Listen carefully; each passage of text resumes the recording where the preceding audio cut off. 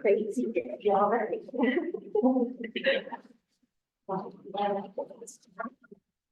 I'm still in this morning.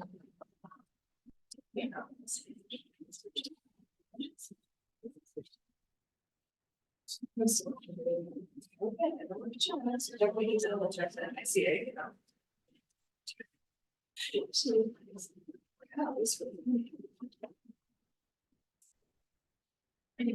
Come in.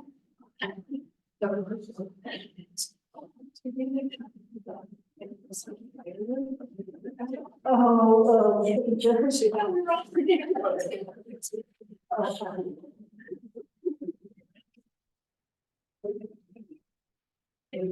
yeah, just since we've been in this room, we've got so that feels.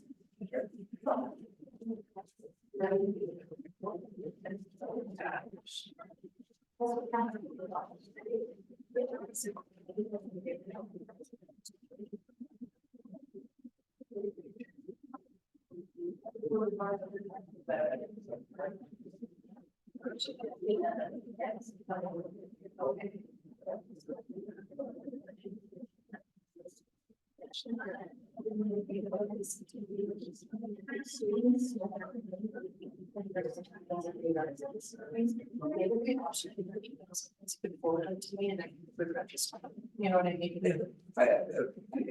If they can.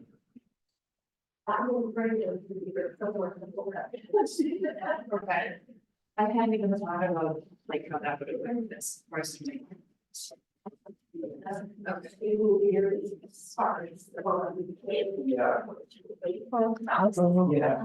I'm doing really nice to meet you.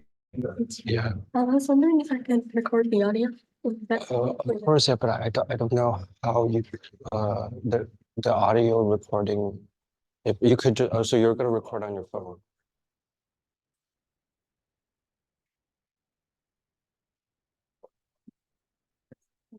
Everything on that. I'm fine with everything. Yeah. Okay. Yeah. Very good.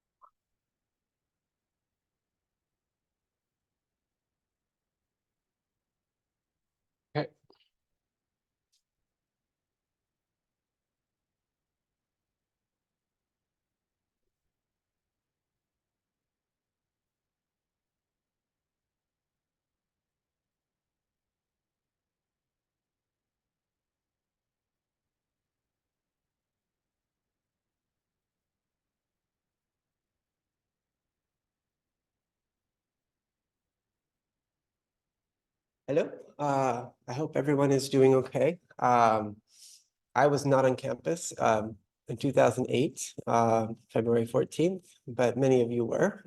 So I know that even an event that turns out to be a hoax is triggering for some folks. People that do need to live with violence on a day-to-day basis do need the extra assurance that things are okay and do take the care you need to be okay.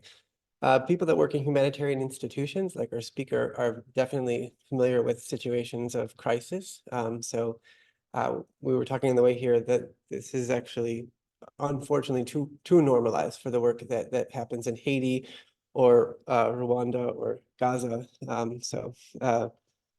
Take a moment to reflect and to be grateful and sending you and your loved ones good thoughts. And then I'll do a quick introduction to our speaker and then we'll get started.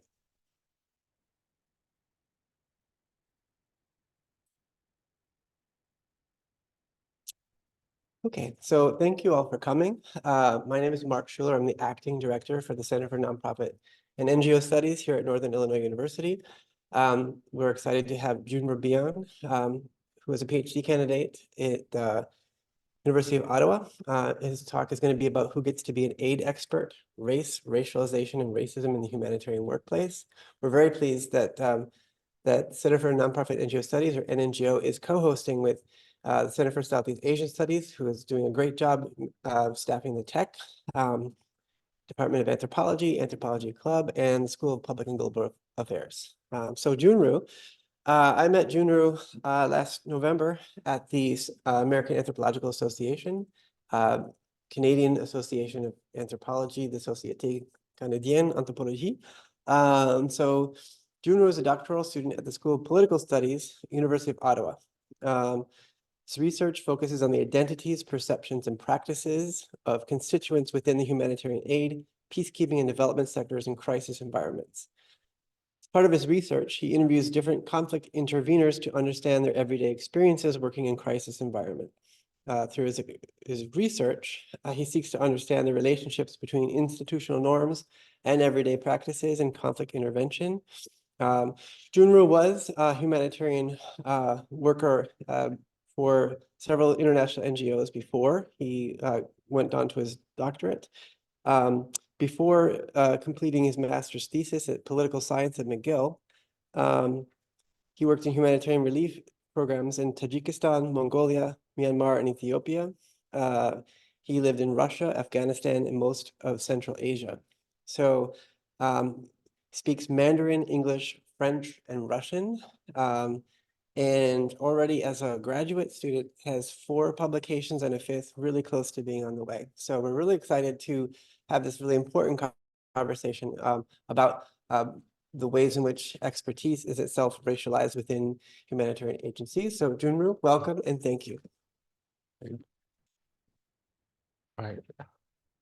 Thank you very much for having me here. I'm really glad that we have a more intimate audience, because I tend to be a lot more self-conscious in bigger rooms. So thank you very much for coming and taking the time to join me today. And thank you for Dr. Schuler for getting me here all the way from Canada. Good. Okay, perfect.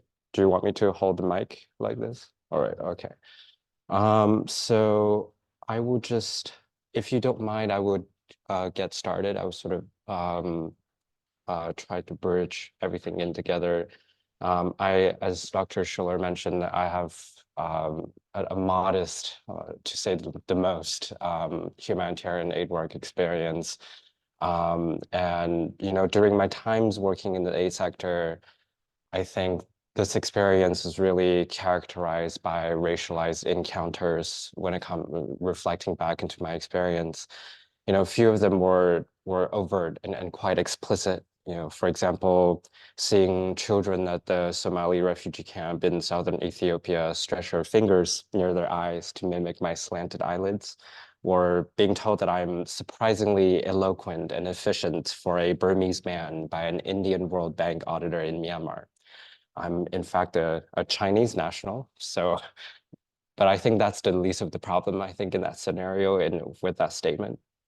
However, most of the times I couldn't really concretely pinpoint if mine or others' racial identities played a constitutive role in different episodes of everyday work experience in the aid sector, specifically when it comes to receiving recognition for our expertise and garnering professional legitimacy. For example, is it my resemblance to local staff in Myanmar the reason behind my being ignored by in an NGO stakeholder event? Certainly, I was eventually received as an expatriate representative of my organization by others in that event, but it was only when I was introduced by others, by my white counterparts from the same organization. Or perhaps it is seeing my Mongolian colleague being rejected for the country director position for our organization for the fourth time in a row. So that would be, each position would last about 2 to 3 years. So it would be almost over a decade, hearing from her and seeing it myself. Just to be asked to train the new country director to take over ongoing programs, who is white and fresh off the boat from the United States. And maybe it was walking into an expatriate management team meeting just to realize that the entire team is white and I stood as a sharp exception. My inability to really ascertain whether race is a constitutive factor for the determination of an aid worker's professional capacity has served as the main motivator for my research. Racial discourses are rarely explicitly featured in the verbalities and vernaculars of the humanitarian practice. So I hope to explore whether if and how race is salient in aid workers' plight for the professional recognition and legitimacy. So the research suggests, like my research suggests, that embedded under the contemporary professional structure of the liberal humanitarian space is a covert power hierarchy fueled by perceptions of expertise and competency along racial lines, particularly around one's whiteness. Specifically, this research allowed me to learn 3 lessons about race, racism, and racialization in today's professional aid sector. The first lesson tells me that racism is covert, particularly in the humanitarian aid professional structure. Organizations within the contemporary humanitarian aid apparatus have come to appeal to what Michael Ami and Howard Winant would characterize as a new racial discourse, one that does not require explicit references to race in order to be perpetuated, as racial subordination has been reconfigured to rely on implicit references to race woven within the everyday social fabrics of the humanitarian profession. Covert racism thrives within the subtleties of social structures of the professional aid sector. Unlike overt expressions of discrimination, covert racialization operates without the need for vocalization or open activism to perpetuate its influence. Its power lies in its ability to shape perceptions, opportunities, moralities, all the while concealed within seemingly identity-neutral structures of knowledge. The ways which the aid sector has professionalized is informative of the existence of this covert structural form of racial inequality, characterized by the existence of standards or requirements for certificates and degree programs for humanitarian work qualifications. In addition, the growing number of educational programs focused on humanitarian aid and peacekeeping in an increasing number of universities in the global West is also a notable characterization of such professionalization. However, who is able to access such type of institutionalized training? There are very realistic, resource-oriented concerns in training and certifications. Those who can pay for entry fees and practice courses put them at a considerable advantage over those who cannot. Similarly, humanitarian degree programs in humanitarianism or peacekeeping, as well as internships that are often unpaid, come at a cost that many, particularly those who are socioeconomically disadvantaged due to their racial identities, cannot afford. So when we look at essentially a UN job posting, this is sort of the standard scope of work that we would find for a job description for a senior leadership position within a humanitarian aid agency or program. We see sort of some key characteristics. So, always a requirement for advanced university degree, so either master's equivalent or above, a minimum of 10 years of experience in the sector and 5 years of relevant experience at the international level is required. And then at the bottom, usually at the higher leadership positions, language requirements are almost always either English or French only, and there's really no particular demand for comprehension when it comes to more local languages. So, for example, Swahili or Amharic in Ethiopia, in different contexts, like we're in Myanmar, Burmese. So we do see that in these type of scopes of work, which is very common, this is very quite standard. And in fact, for organizations, they're provided with a standard framework to write these kind of job postings. And oftentimes our specific country offices are only allowed to modify 20% of the content within this standard scope of work framework. So most of these are very consistent and common across different organizations or across different country postings. So the trend that we see is actually, some of the key requisites for humanitarian leadership positions is sort of international experience or English, French comprehension and advanced university degree, but there's really no demand for, context-specific social knowledge. There's no quote unquote, non-resume like type of experience or knowledge that doesn't really fit on a conventional resume structure. So Dr. Schiller really insightfully reflects on this dimension when it comes to competency and expertise under the Haitian context through the accounts of 30 Haitian NGO employees, stressing that the reason behind expatriate professionals' condescension towards the competency of local staff members is ultimately a result of cultural imperialism within the humanitarian structure. Interviewees of Dr. Schiller's research indicate that Western and often white expatriate professionals still reinforce ideas, interventions, and structures that are fundamentally foreign to Haitian localities. Many aid agencies responding to the Haitian earthquake promoted particularly green foreigners above Haitians who themselves had intimate knowledge of the needs of their communities. In turn, the seemingly objective and technical and matter-of-fact standards of expertise, framed as necessities for the provision of quote-unquote best care possible, work like a filtration system, as every line of requirement for qualification is a structural barrier for racialized aid workers to garner and retain professional recognition. The second lesson tells me that race is made through social performance. There's, in fact, no racially aggregated data that's available to us at the moment that tells us sort of how many aid workers are of a certain racial profile or demographic within the bigger international humanitarian aid sector. But we do know is that at the beginning of the post-Cold War liberal humanitarian era, Western white personnel occupied almost all leadership, higher consultancy, and advisory positions for humanitarian aid operations in crisis contexts. Predominantly white and mostly male and heterosexual humanitarians from the global West set a precedent of what expatriate expert leadership looked like for members of host communities, including local humanitarian workers. When we can think of General Romeo Dallaire, who would be a really classic example of sort of what aid and humanitarian leadership look like.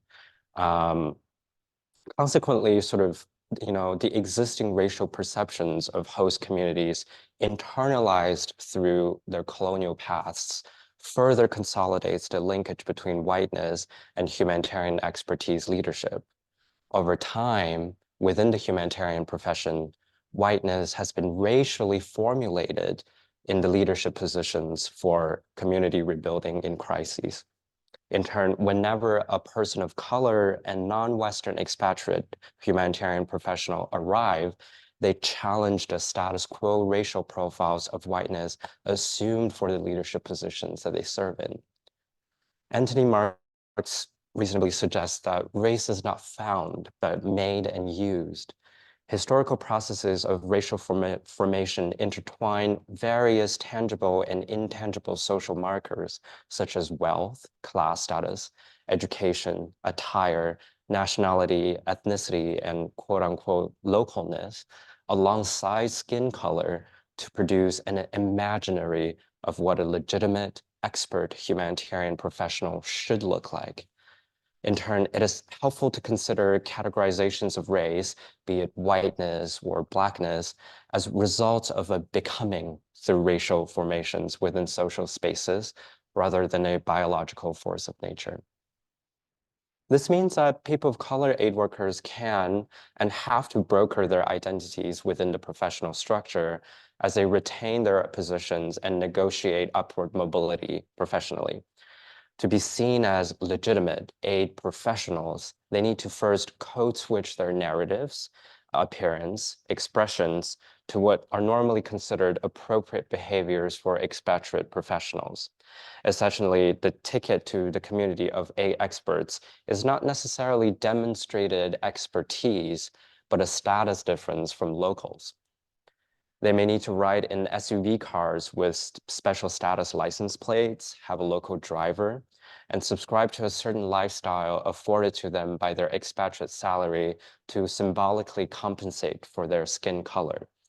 Ultimately, in order to join the club and be recognized as by their expatriate peers, people of color expatriate professionals often need to signal that while they look like locals or peoples from other parts of the global South, the resemblance stops there. In addition, in the eyes of many local aid workers, white expatriate professionals receive initial leadership status recognition, but people of color expatriate professionals can find themselves pressured to prove their Western connections and whiteness through demonstrating their experience and expertise in order to garner the same recognition from their local peers and political elites. Oftentimes, the arrival of a person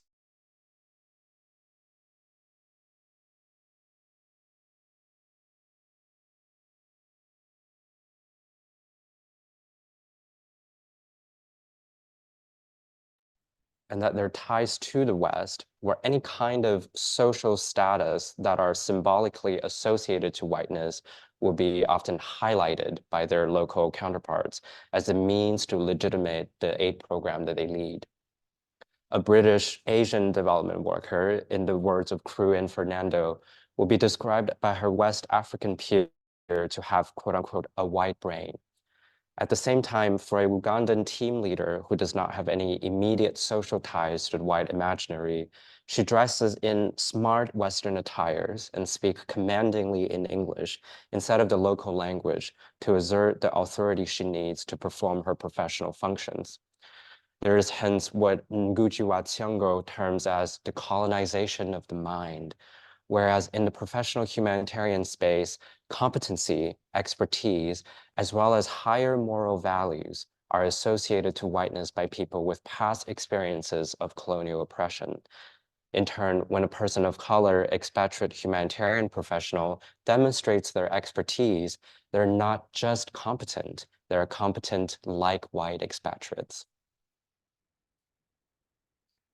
Are we doing okay? Is it not too heavy? Okay, good, just checking in. So the third and last lesson of this research tells me that the language of racialization is hybrid. The schemata of covert racialization allows for the persistence of identity-based structural injustices, even as discourses of diversity, inclusivity, and equity continue to mainstream.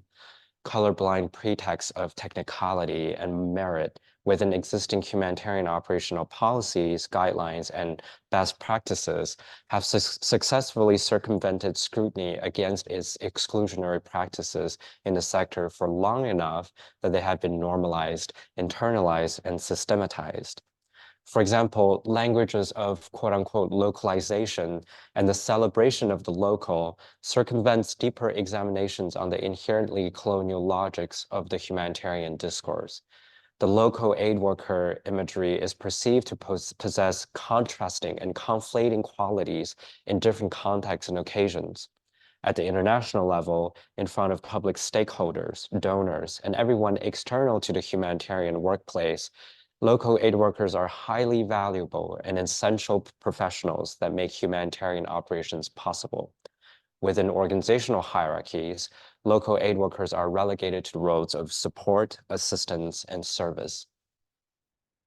There is hence a hybridity within this discourse. The local is both the victims of war, the embodiment of underdevelopment, yet the most knowledgeable in facilitating change on the ground. Ilan Kapoor well nuances this hybridity through reasoning with Homi K. Bhabha, suggesting that it highlights the conflating, unstable nature of colonial and imperial discourses that possess polarizing yet coexisting enunciations. Hence, in the very practice of domination, the language of the master becomes hybrid. Although local aid workers' existence is recognized to be necessary, their inclusion in the higher stratifications of the international humanitarian leadership is nonetheless constantly resisted. This hybridity in the language of the neocolonial master distracts us from a more fundamental issue of racialization and racism, its totalization. It is not necessarily the substance or content or the description, i.e., for example, local people are untrustworthy, that indicate racism, but rather that the moment the statement begins with any totalizing, over-encompassing description, be it local people or the Burmese or Black people, racialization has already commenced and racism is already reproduced. In many ways, Michael Barnett is reasonable to suggest that humanitarian governance today has a chummy relationship with the very empires that it supposedly resists.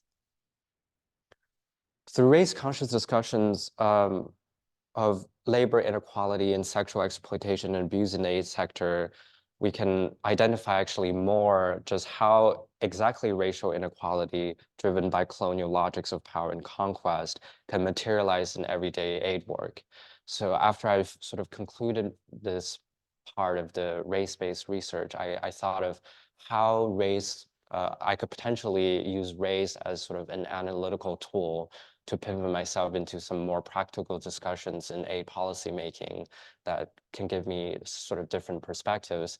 And if you would allow me, I'll take sort of the last part of this presentation to talk about how, we can use this line of thinking to look into some of the other prevalent issues that's in the periphery of this discussion as well. So, so in the next few minutes, please allow me to present some of the modest research I was able to accumulate in this area of discussion, specifically focused on labor inequality and SCA of aid workers in the professional aid sector. So I'll give a little trigger warning in case, because it will be a bit of a sensitive discussion. So I have had the valuable opportunity to work with my really insightful co-author, Patricia Ward from Bielefeld University in Germany, and Silke Roth from the University of Southampton on the discussion of class inequality in the professional aid sector. This handbook actually just came out this month, like last week. And it's quite ironic because the handbook is called the Handbook on Humanitarianism and Inequality, and the hardback is $350. But I invite you to access it through institutional library access, and also, as always, you can always contact me for the original author manuscript that's pre-copy edited. And I'm happy to talk more about the article with you anytime. In our discussion that has served as part of the handbook, we find that the aforementioned hybrid discourse of racialization also influences aid employers' expectations of local and expatriate aid workers in terms of their professional performance. Neoliberal and colonial framings of the local people and populations located in the so-called global South as incapable of self-governance and uncivilized affect aid employers and expatriate leadership's views on the trustworthiness and capability of local staff members. Yet at the same time, there are also these positive framings of one's ethnicity or nationality which can also lead to particular expectations for extra forms of labor from local aid workers. So as we know, while expatriate humanitarian professionals are often white with global West backgrounds, local professionals are rarely, if ever, considered to be white. The presence of non-white expatriate professionals may sort of suggest a blurring of these delineations and a delinking of race from the labor hierarchy. However, the continued social and cultural assumptions associated with even expatriate workers of color and the limited mobility and particular forms of work they experience as a result emphasize that race undoubtedly undergirds and informs the aid division of labor. Racialized perceptions of expertise, commitment, and competency permeate the aid labor hierarchy, which tends to favor and promote cisgendered white male workers and obfuscate the multiple obstacles for non-white professionals, both expatriate and local, to receive professional recognition. Patricia and I find that in many final reports and thematic knowledge generation products from different international organizations, the input of local consultants and knowledge holders are rarely acknowledged, meaning that what we perceive as international or thematic or general knowledge, in fact, all have local origins. This perspective allows us to challenge the depth, legitimacy, and even the existence of a distinction between thematic international expertise and knowledge and local knowledge. While instances of success are generalized as exemplars of valuable thematic knowledge, operational failures are often attributed to the idiosyncrasies and of local circumstances and implementations. Perhaps it is that one of the sector's most closely guarded, yet hidden in plain sight secrets is that from its inception, ostensibly international thematic knowledge has always been locally conceived. With my co-authors at the Overseas Development Institute, I've been able to learn more on the extent to which aid workers' experiences of sexual exploitation and abuse in the professional aid sector also may not be race neutral. In an upcoming edition of Sexual Exploitation and Abuse in Peacekeeping, and in Peacekeeping and Aid, edited by my great colleagues Jasmine Elliott, we sort of dive more into this discussion. Hostile environment and security trainings that have so fundamentally defined the way aid organizations see the world are delivered, in fact, mostly by private security companies with staff from ex-military backgrounds, infamously known to be patriarchal, defined by violent masculinities, colonial mindsets of power, and conquest. The underlying logic of this kind of security ontology, which really makes up of how aid organizations see crisis environments and the places they operate, follows what we call a stranger danger mindset that inscribes only non-white men as the violent and sexually libidinous others who possess potential to harm against expatriate and mostly white women aid workers. When discussed, aid security discourse tends to broach sexual violence in terms of expatriate white women aid workers threatened by armed actors or other local men, which would include local aid workers who are, of course, not white. Hybrid racialization renders people of color men in conflict environments more dangerous and sexually libidinous. Yet at the same time, framing people of color women as particularly resilient and mobile in spaces occupied by the aforementioned dangerous and sexually libidinous men, and hence needing less safeguarding and protection, even when there are exponentially increasing evidence that suggests they are in fact the most vulnerable in these environments. Yet aware of such professional expectations themselves, people of color, both local and expatriate women aid workers, may resort to using their status or physical resemblance to the local population to be less visible as a means of risk mitigation instead of requesting necessary organizational safeguards, even in situations where being local or looking like locals puts them at significantly more risk. This then feeds into, again, the existing assumption that they're somewhat less vulnerable and that their white women aid worker counterparts who have long been framed as particularly vulnerable to sexual abuse because of their whiteness. Knowing that they're expected to be able to better protect themselves and their white counterparts, people of color women aid workers are far less likely to report experiences of sexual exploitation and abuse on the job, even when more and more evidence become available that they make up quite a significant chunk, if not the majority of the victim demographics in this discussion. So everything's good. As I conclude this presentation, so I'm sort of hinting that I'm almost done. So thank you for taking your time with me.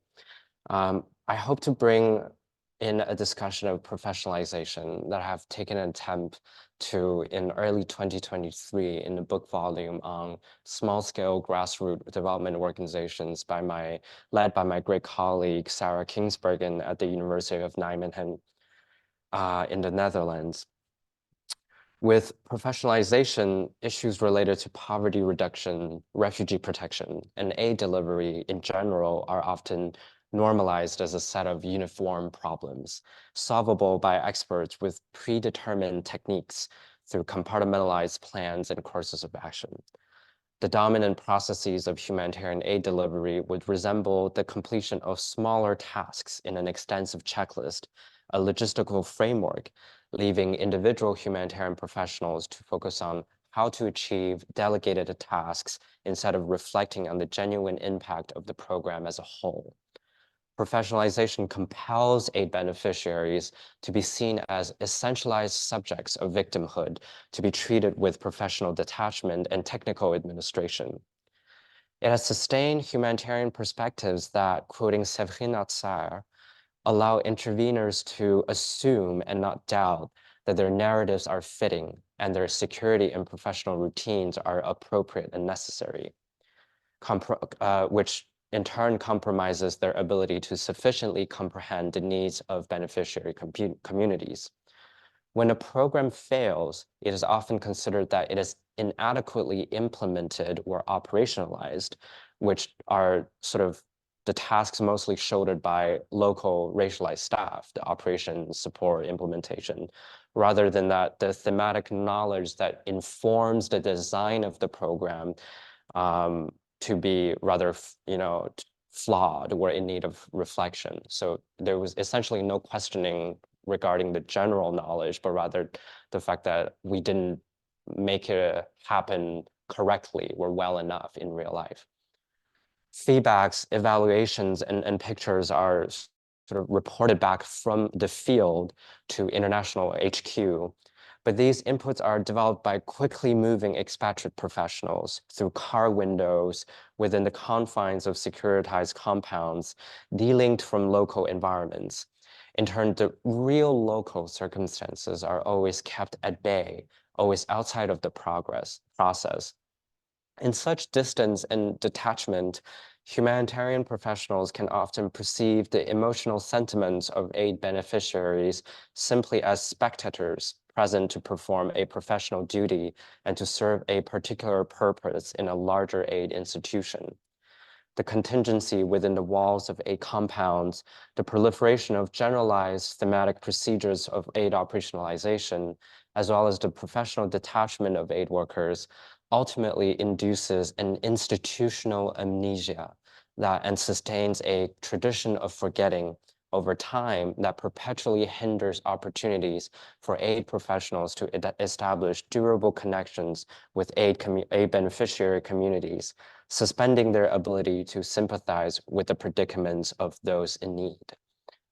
It is in this suspension where a certain colorblindness lives, ignoring that racism is still very much alive and more dangerously, covertly woven within its social fabrics, implicitly disadvantaging people of color professionals working in a sector that aspires to embody values of altruism. Yet we know now, at least I hope that I've been able to convince you, that race is a valuable perspective that inform our consciousness of colonial inequalities within the aid structure, and hence a valuable point of contention that may just help us understand how to confront the aid sector's colonial underpinnings. Oh yeah, this graph, when I was receiving my initial aid worker training, I was presented with something like this that sort of explains, supposedly explains to me what an aid life cycle looks like. It starts with a project manager who writes grants and design program, and somehow all these people are involved. And my first impression looking at it is just confusion. I did not understand why and how this would work. And it's such an intuitive graph. And later on, it made me realize that, yeah, you know, maybe I think at one point as an aid worker, I would somewhere be here or somewhere there. But did make me really conscious of the fact that I'm really a small piece of this big puzzle, or big structure. And that really as a member of this system, I'm as a professional, I have little power to change, really influence the meaning of the system. So over time, it pushed me to really just focus on doing whatever that I had on my task list well, and instead of really thinking about the nature and the workings of the aid program and as a whole in the country, referring to sort of some of my previous statements.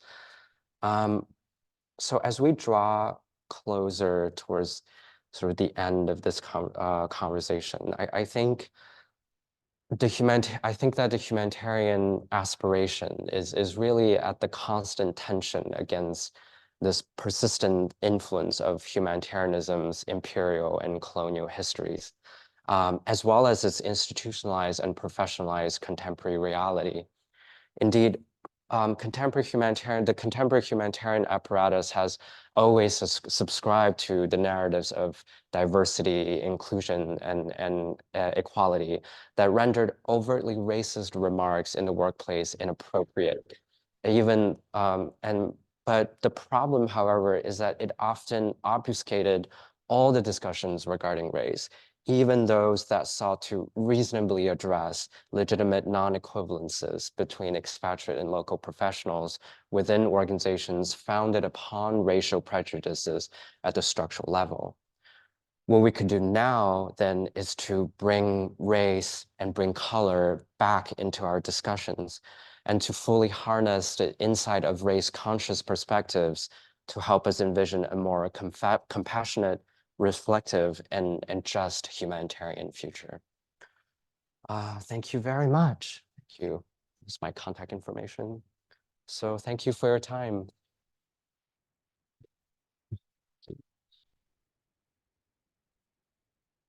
Right. It is really heavy, so I'm really grateful that you sat through it with me. Please let me know if you have any questions. I know there's a lot. I think I sort of started somewhere already,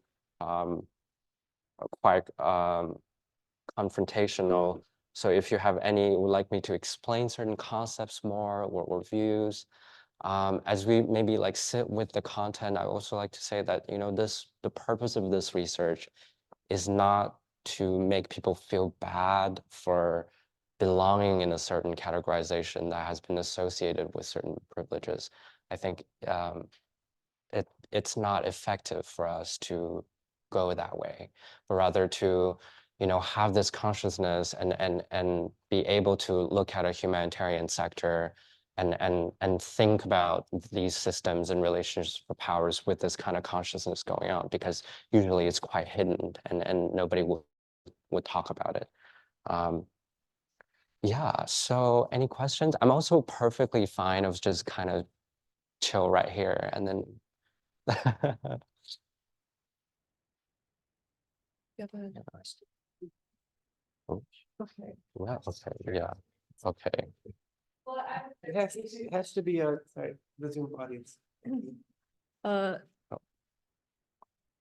yeah, so I kind of have like I'm not super in depth about know a lot about the structure of NGOs and Mhm. humanitarian organizations. So you talked a lot about how Mhm. about expat Mhm. workers coming in and then whether or not they're white and male or not white and male Yeah. affects them. So like, is it normally that those expat, like humanitarian workers, they come in already with a more managerial position or and then the stuff that you're working on is the fact that like, if they aren't white, male, cis, heterosexual, then they experience more issues with, I guess, Mhm, not being perceived as expert mhm, or having skills to be able to do that managerial work. mhm. And that, so like, is that just that clarification? Is that usually what happens? They come in,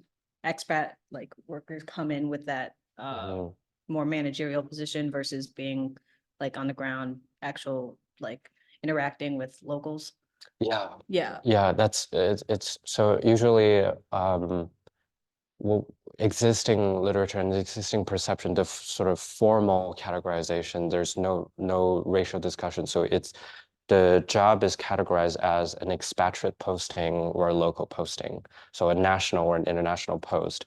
So international posts are always more senior or advisory, and sort of middle management and up, right? And local postings are more, you can think of, community officers, drivers, protection officers, translators, local cultural broker type of jobs.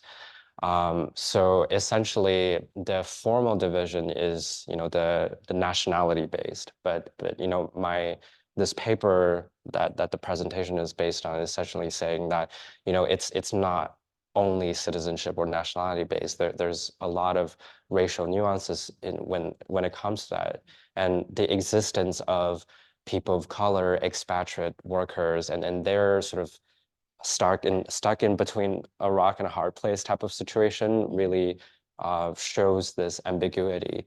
Is that, not only they face certain racial prejudices from their white expatriate counterparts, they also face racial prejudices from their local counterparts, right? We don't, a lot of times we don't think about this other side, is when you don't fit in any of the categorizations, you do not belong in any of them, and you are actually a recipient of sort of prejudice from both groups, right?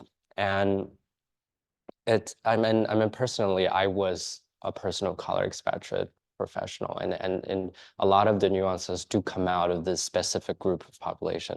And there's actually a lot of them currently working in the sector in this capacity, and they share this experience and problem, right? Yeah, essentially, I would say yes. And when we take, let's say, abandon temporarily the national and international categorization and think only purely from a racial perspective, we see that this division is effectively dismantled because you're looking at this new dimension of new sort of system of categorization. If we look at it through a racial perspective, that informs of us of how generalized national and international separation is conventionally. Yeah.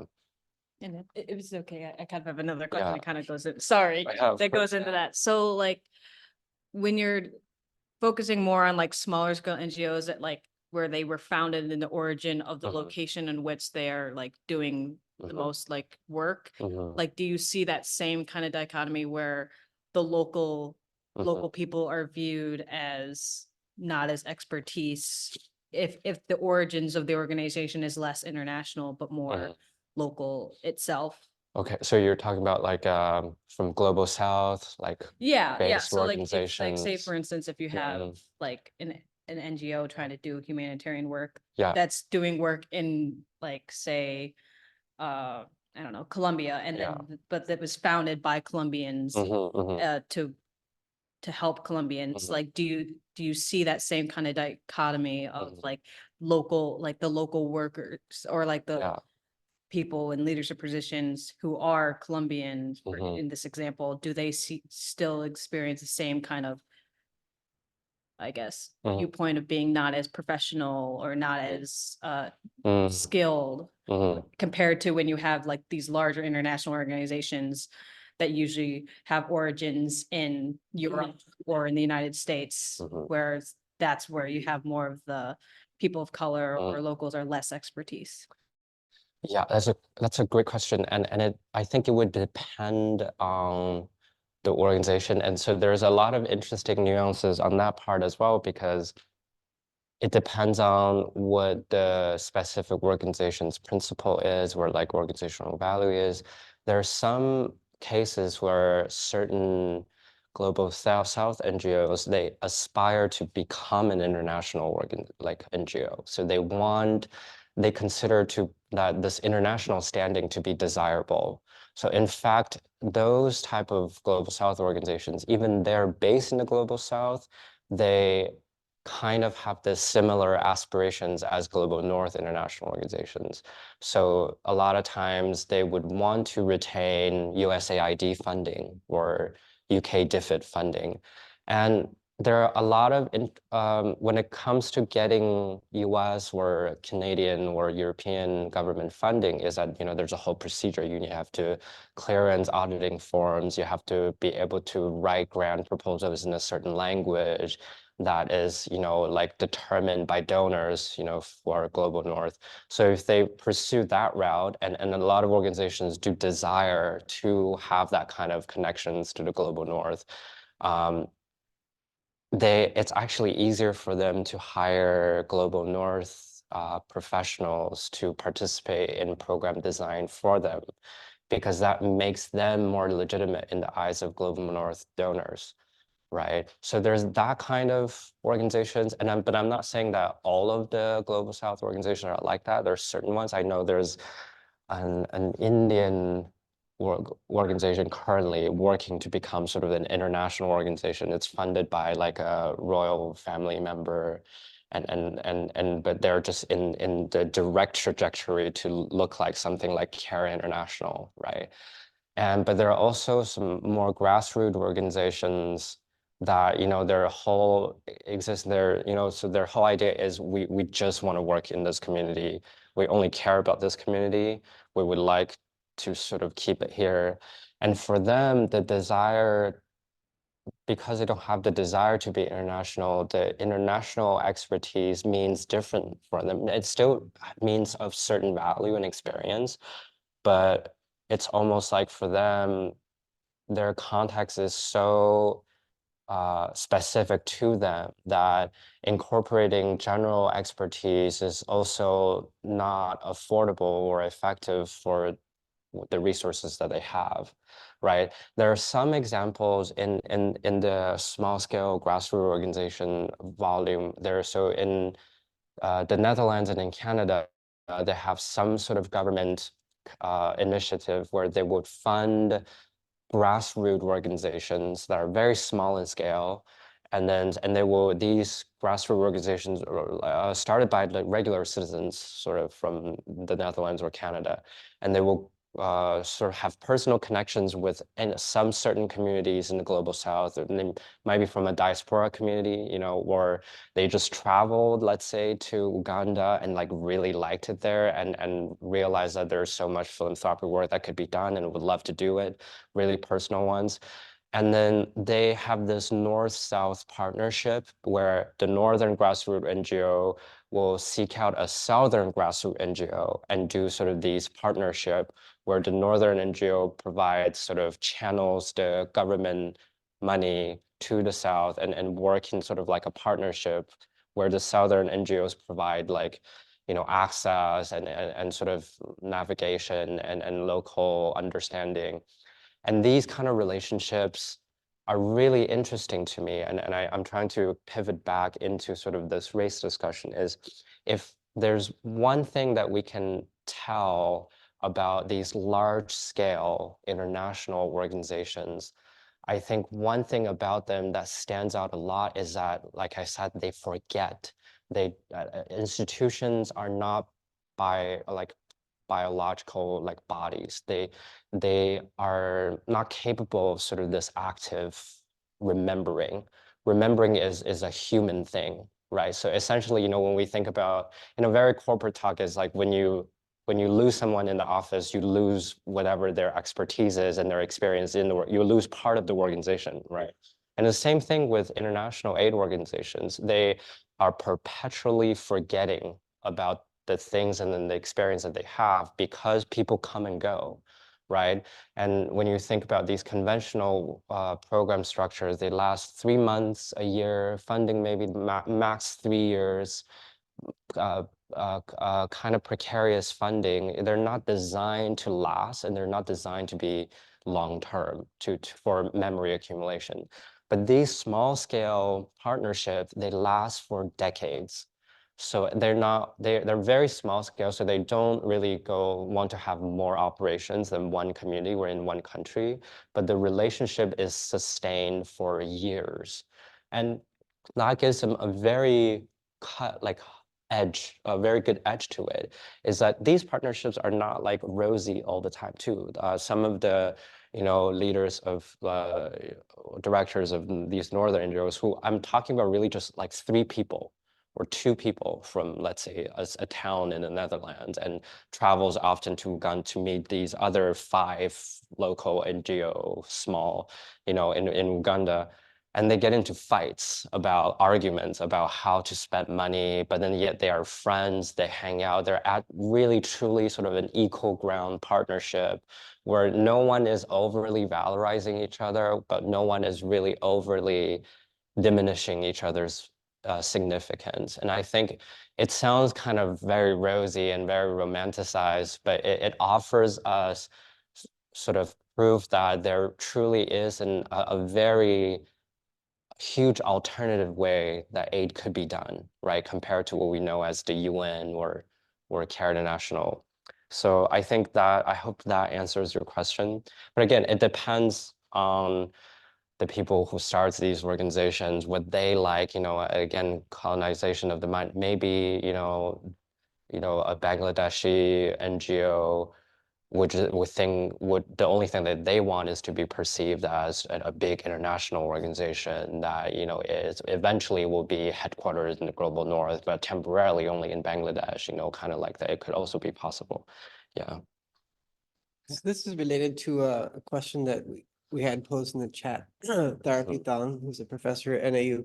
Thank you for your talk. In countries like Myanmar, international NGOs are now heavily focusing on localization, but I'm not sure what that really entails, as major grant application require only English language. And local experts, as you said, are only legible if they imitate their white Western counterparts. Can you comment on that localization process and concept? Like the process of localization, I'm sorry, I didn't catch the last part of the Just can you, so it basically, the localization agenda is, yeah, you can read. comment on that localization. Yeah, it's actually I was in George Washington University last week and for a localization conference, and they were sort of talking about it, how yes, there's and thank you for the question, Professor Tan. And there's so much talk about localization, and I think I really strongly advocate for us to maybe take a step back and sit down for a bit. Maybe we can drink some tea and think about the word and what we want out of it, right? Because as you really reasonably said, it seems like localization has become something, an end rather than a mean, right? And it's sort of a destination for us to go to. And for a lot of organizational structures, that means that, still implementing localization initiatives in their original processes of doing, right? Requiring these clearances, frameworks, application checks that needs to be done in English.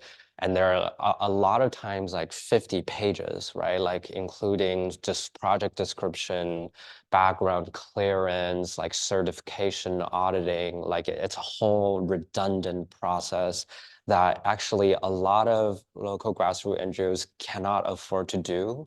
And it's actually, ironically, a lot of times it's when they take on these, new localization initiatives from larger international donors, that they later on they realize, actually, you know what, like we were actually better off not taking this localization project from the donors, because now we are dedicating so much time and resource into just getting into this, and then we're using all of the languages that they're not familiar with, that have never operated nor worked on the language structure that's prevalent in international donor structures, right? Some like milestones, indicators, a lot of organizations don't, well, it's not necessary for them to know also like what MEAL, MEAL is, or what like WASH is, water, sanitation, health. Like for them, these acronyms also did not need to exist. Like they know what they were doing, but like they didn't need to know what WASH is. But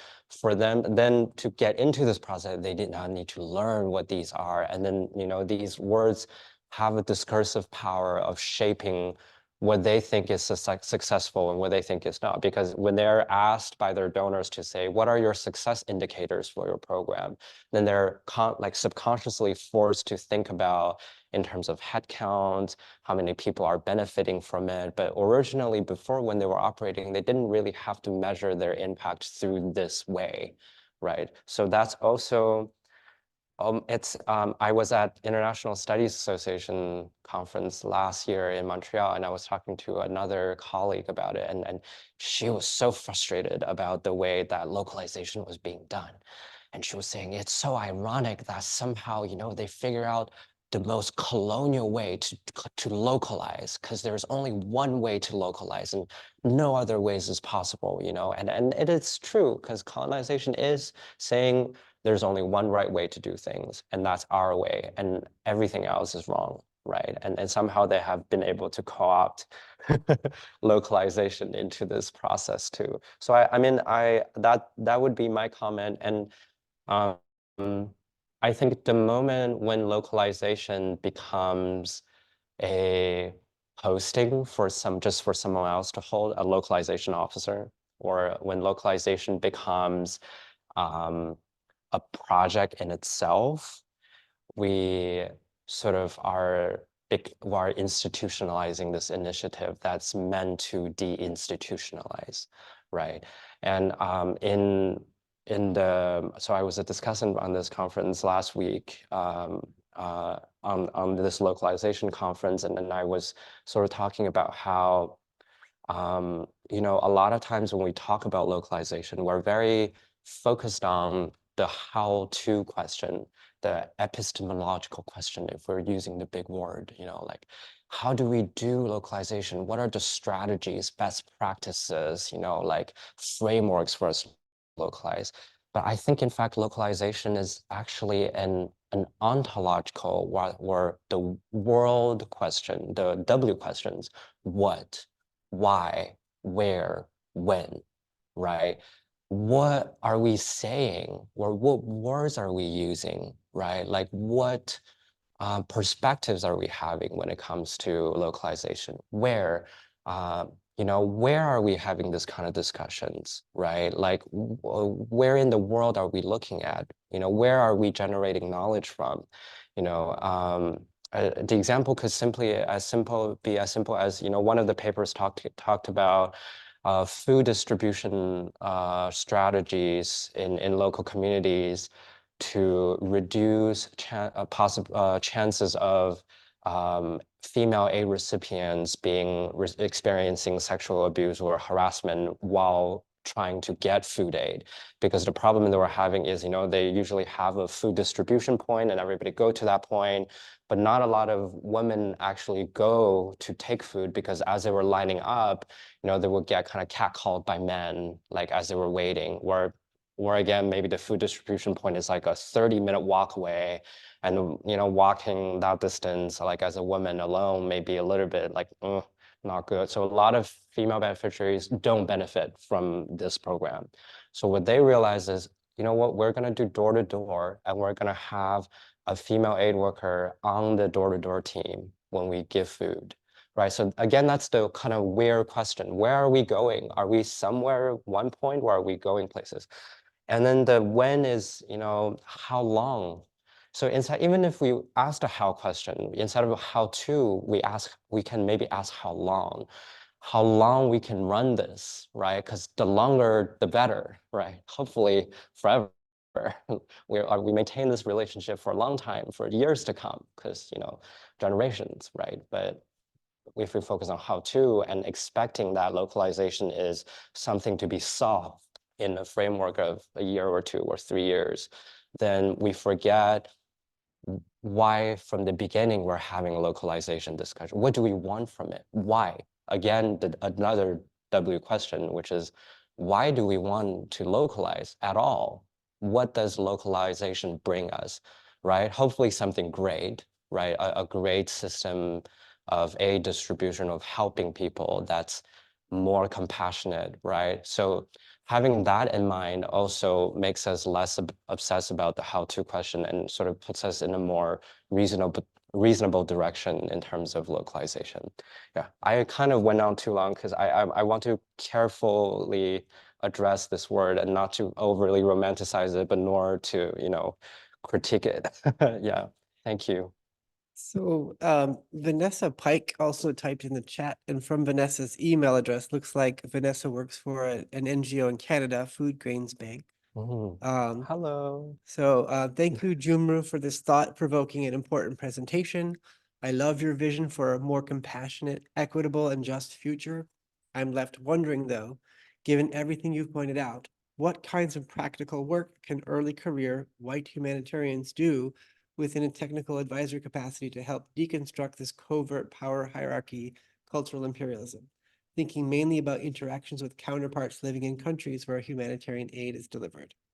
That is a great question. I get asked this question a lot, and I feel very comforted by questions like this because, it shows that people really care and they really want to do something. And part of the reason I do this research is I want to break the trope of pointing out that there's a problem, and then that's an end of the discussion. And then, and that's the last thing I want to do. But before I give any suggestions, and I'll actually I'd like to premise by saying that I am remains unsure. It's such a, I consider this something to live with. Because so I really understand, your question you're asking for. So what are some of the practices to do, or what are best practices to do things? So and there's nothing against, you personally, but the sort of the discourse of a best practice implies that race is something that's solvable, and it's a problem that can be solved through a strategy. Something that we can consciously do on a daily basis that's consistent and we know exactly what to do. And I hate to break it to you, I also don't know if there's even something like that that's possible to do on a daily basis. And rather it's the fact that to even be aware of it. Because for me, I joined the sector completely unaware of this racial dimension at all. I joined as like, oh, I'm in this great sector. I'm going to do great things. People are amazing. There's no inequality in this sector because it's all aid workers. We're going to do great things, right? And then I am, over the years, I'm learning these really hard lessons that make me question my career choice, being like, wow, okay, there's actually, did I just get racially profiled by my colleague, right? Like, so I think having this consciousness, like if I may, Vanessa, is you're already like doing great simply as someone who is asking this question in this nature, because it means that you are aware of this problem and you're willing to bridge this gap, right? And I think it's always a continued living experiences. And I hate to sound really like enigmatic or ambiguous, but I think you would know what to do once you see it in real life, like in the specific scenario. Like once you're conscious of that this system exists, and then you're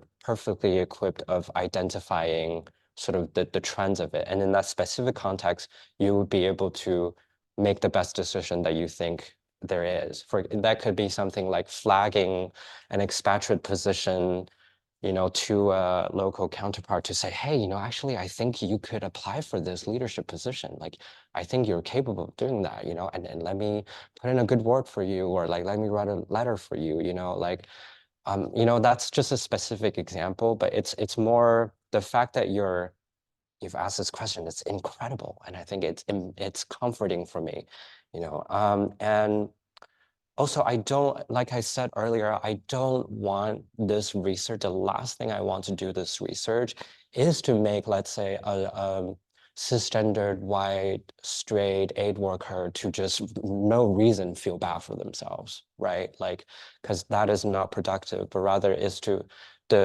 I come from a political science background, so the ultimate goal of the research is to synthesize the identity versus organizational structural relationship. Like in theory wise, for me, that's the goal. So I think the point is not to target anyone, but rather to present this reality to people, right? But again, amazing question. You're well equipped. You will know what to do, I think. Yeah.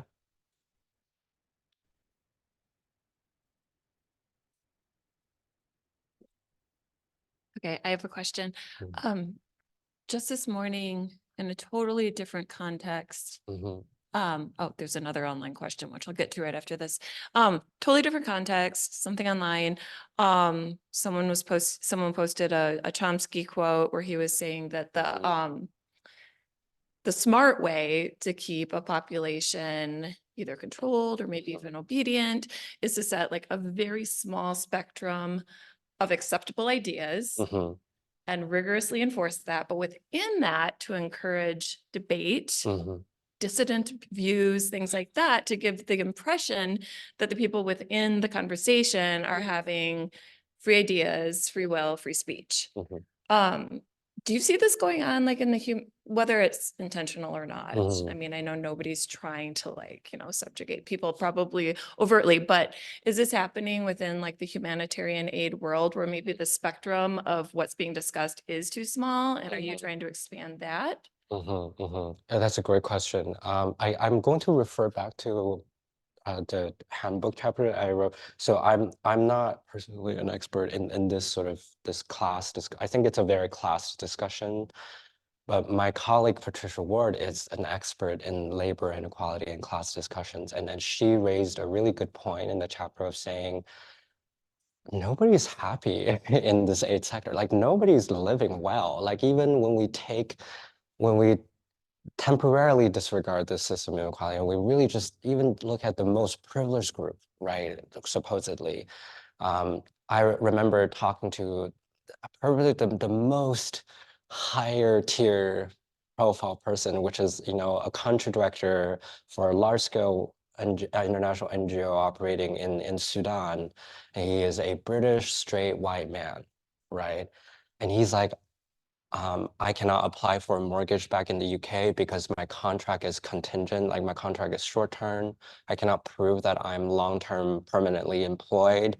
I can pay for the mortgage for my family, right? Like, yeah, I'm making kind of good money, but that's only temporary. And I might be out of a job for another 2 years before I get another posting, right? And what do I do in this period of time? And she was sort of unhappy because he was aware of the fact that he's privileged in so many ways, but also not as a person, he was sad that no one was looking out for him in these needs, right? And the fact that the system, the entire humanitarian sector runs on a short-term contingent contrast basis that sort of leaves everyone on a string, right? So I think that's the bigger discussion of like, what are we kind of fighting against? Like,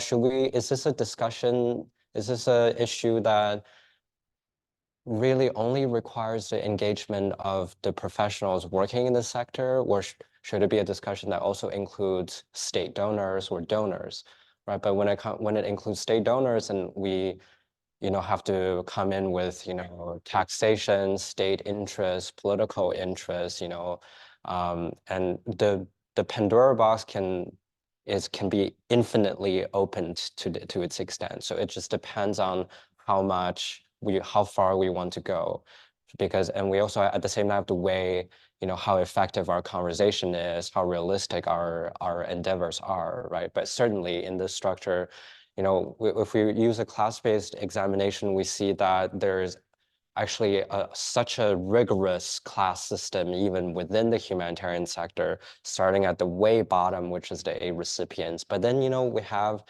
aid volunteers whose volunteer work are part of an aid program, but they're not aid workers, they're actually aid beneficiaries, but they work in that capacity, right? And then we join kind of the international aid volunteers, where, the interns, and then we come up again, a junior, senior, a national, but yeah, the senior national staff members are somehow still less important than the junior expatriate professionals. So you have all these ranks, and everybody is so rigorously separated that we forget the common problem, which is we're not really getting paid well either way. Like, none of us are having a good time here, right? Like, all of us have problems. So that comes back to the issue of, a lot of scholars at the end of their work, I think I read Lisa Smurl, who examines sort of spaces with aid, and in the end, her point was sort of the late Lisa Smurl, sort of incredible scholar, and she said, at this point, I think it requires a whole overhaul and a revolution of how we do things, right? But it's easy to say that, right? But then it's hard to actually put in effect. Certainly, but the more big scale that we have discussion, the more depressed we will become. Yeah, for sure. Yeah. So in the chat, Grace Shikoto Schultz, who is an associate professor of nonprofit management at Cleveland State University, has asked, I have this question which I'm not sure I'm asking in the right ways. I see at least two sides to this. One, the NGO side, which is predominantly white, operating in oftentimes predominantly BIPOC spaces, and two, the local BIPOC side that is receiving aid. How do locals receiving the aid view NGOs? How does what you have highlighted interact with an internalized colonization of the mind that may exist in some parts of the world? I ask because as a Zimbabwean native, I came across some Black Zimbabweans that felt it was imperative to reserve some functions for whites. For example, maintaining land ownership because they were, quote, better at it or, quote, superior. I guess I'm wondering about the extent to which this type of colonization of the mind perpetuates the status quo and continues to entrench the dominance of the white narrative and practices, and how can it be course corrected? Mm. This is such a hard-hitting question. I am so humbled by this question, and that you think I am knowledgeable enough to even take a go at this question, Professor Chikoto Schultz. Thank you very much for your question. I think I think I would like to start with the premise that racism is not a white exclusive issue. Everybody is capable to participate in racist thinking practices, and or race-based thinking practice. It shouldn't be, we should come to terms with the fact that like everyone is capable of doing it. So in that sense, even with looking at the later quote, maintaining land ownership because they were better or superior, it again depends on context. I think it's important, I think, for local staff members who think in this way to also ask themselves, like, in what way that they are better, because if their justification is, oh, they do have more technical knowledge, land management, which I'm not an expert at, then they also can ask themselves, well, are these type of people the only people that holds this kind of knowledge? Or is there, people who look differently who actually would hold the same kind of knowledge? So are we hiring Are they resorting to their expertise because whiteness, or is it because of expertise, right? Like I said in the presentation. The colonization of the mind is something that is not discussed enough because it's a very delicate discussion, right? But I think like oppressive structures, especially when it comes to colonial structures, the reason these structures survive is that because of buy-in from both sides, right? Because like no one is really dumb and to just, come into a system and say, you will never make it in this system. And I don't think anyone will consciously say, okay, I'll stick with it, right? But rather it's like when, as someone who's, let's say, of a subjugated background, and then they come into this system, and then maybe they are being told that, you know what, you're not really what we're looking for, but hey, there's a potential for you to make it. And here's how you can be the very few, racialized people who can climb out the ladder and be the exceptionally lucky and great people who can join the ranks of those at the top, right? One of those is code switching, right? Dressing in a certain way, living a certain lifestyle, pursuing education in somewhere else in the world with a recognized degree, so it's kind of like it gives people a false sense of hope that eventually you too will be able to make it and distinguish yourself from the rest of the people from where you came from, right? So I think the colonization of the mind is almost a little bit insidious in that sense, because that's actually how colonial structures maintain itself, is because actually more buy-in from those that it oppresses, right? So yeah, I think that's the kind of discussion. I mean, an anecdote that I had when I was working in Ethiopia is that we're trying to get this sort of this insurance program rolled out. Basically, is Ethiopia's very first farmers insurance program, where basically farmers can buy in this insurance, and in case of natural disasters, they have a fallback. But it's like the first ever this type of insurance in the country that we're trying to roll out, and we couldn't actually find an actuary that works in this capacity in the entire country of Ethiopia. So there was no one who, well, there were actuaries, but not in the expertise area of like gauging the risk of natural disasters in certain geographies in Ethiopia, and giving sort of an estimate of a premium number for sort of this insurance for farmers to buy. So we were like, okay, where do we find an actuary that can kind of do this, And when we thought, oh, we'll bring someone in from Italy, because usually that's where we do, Ethiopia's history with Italy. But then we also thought, why couldn't we just go to Kenya, which is also a huge country, and maybe we'll find someone. And we did. We found an incredible expert who did all this work, and then we didn't really need to look into the global north to get this kind of expertise. But even at the time, I think we were talking about how our automatic thought was Italy or UK. Oh yeah, I know some people that could potentially lead us to an actuary in the UK. Let's just go there. But so it's kind of like we're predisposition. It's kind of like a immediate thought that we would just immediately go there. But I think for a lot of the Zimbabwean national professionals, I think even if their initial thought is better at it, like that, white professionals are better at it or superior, maybe even themselves later on having a second thought about it, like, but for why, for what reason? Maybe it won't be that hard for them to come to terms that like really the difference is really not that much, what would be rare. Yeah. I hope I answered the question. Yeah.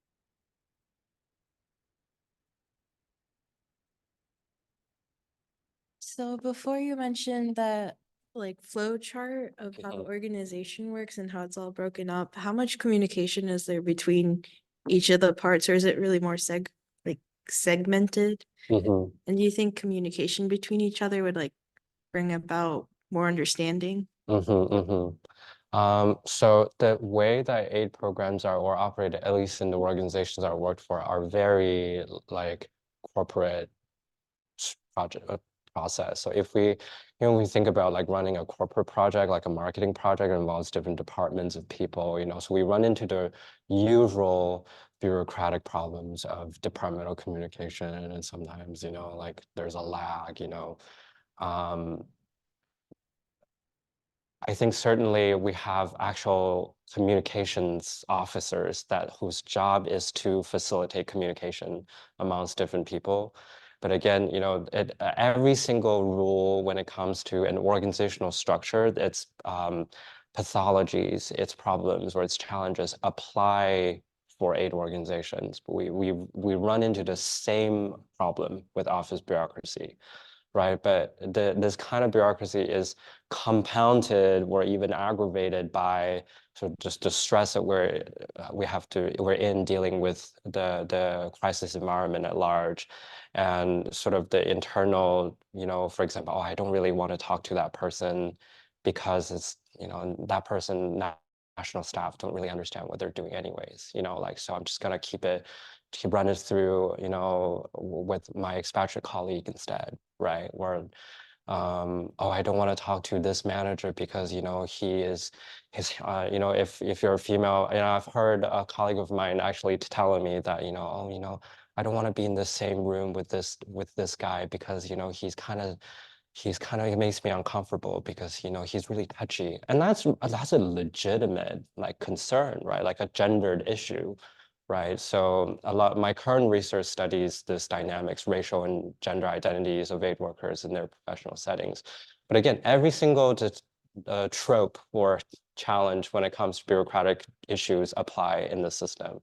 And certainly I would say it would definitely work better if the departments are more aligned and more communicated. And the fact that, maybe if the project officer who wrote the project design 6 months ago when the program that started is still here with us, but rather it rarely happens. The contracts are 3 to 6 months.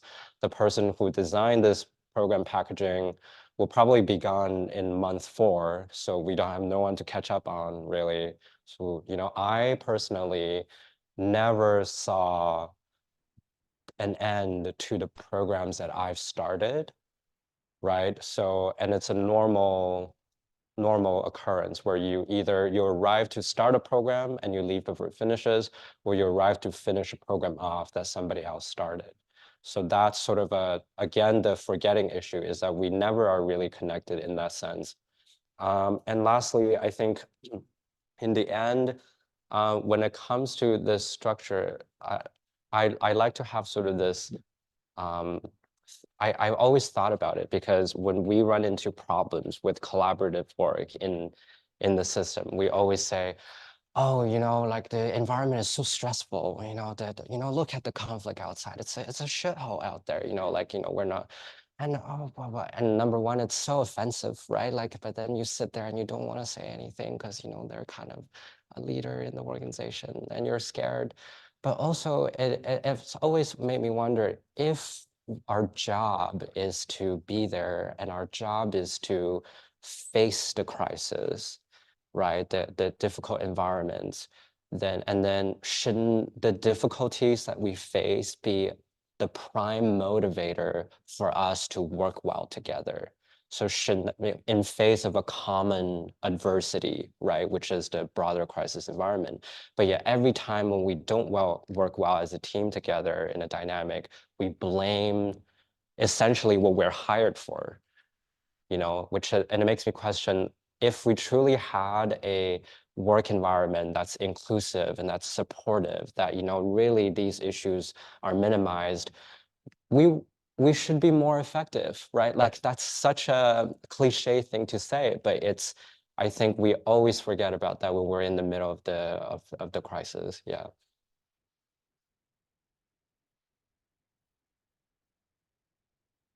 So we could have this conversation, we can continue this conversation for a long time, but I wanted to wrap this up because we are scheduled to go into 1:30. It's just a couple minutes before 1:30. So once again, if we can thank Junru for coming, sharing expertise and analysis with us. Thank And the co-sponsoring organizations, we want to make announcements for folks that are here. Okay, so this is a series, Real Talk and Big Ideas. We will be having 4 more of these this semester, about Puerto Rico, about disaster response, about youth activism. And I have some flyers here for people in the room. I will maybe have a chance to throw something in the chat if people are still around. And for those who need the QR code, here's the Honors Engaged. So thank you, Junru. Thank you for the Center for Southeast Asian Studies, Department of Anthropology, School of Public and Global Affairs, and the Anthropology Club. Have a good afternoon, and do take care of yourselves and take good care of those around you. So have a good afternoon. Thank you.